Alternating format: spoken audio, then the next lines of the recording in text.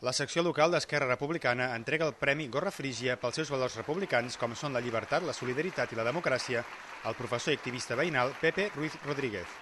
El Premi Guillotina, per la seva demostrada animadversió a Catalunya i als catalans, se l'endú l'empresa elèctrica Endesa, que, com ja és habitual en aquests premis, cap representant ha assistit per recollir el guardó. Els premis s'han entregat aquest dijous al vespre en el decurs de la Festa de la República, que aquest any commemora el 79è aniversari i que s'ha celebrat al Factoria d'Arts de la Rasa. A Pepe Ruiz se li reconeix la seva trajectòria com a lluitador incansable pels drets socials ja en els seus inicis a Can Anglada, d'on va destacar per reivindicar escoles pel barri. També ha destacat per diverses accions solidàries o com a president de l'associació Veu Pròpia, una entitat de persones que no han tingut el català com a llengua materna, però que l'ensenyen i el difonen entre la població immigrada com a llengua de cohesió.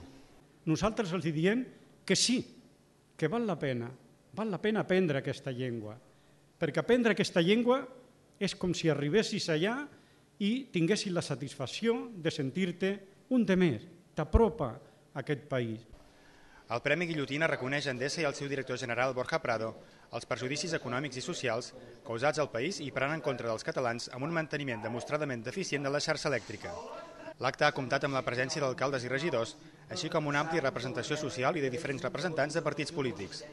El president d'Esquerra Republicana de Terrassa, Carles Massaller, ha encetat l'acte amb un record sobre l'ensenyament en la República.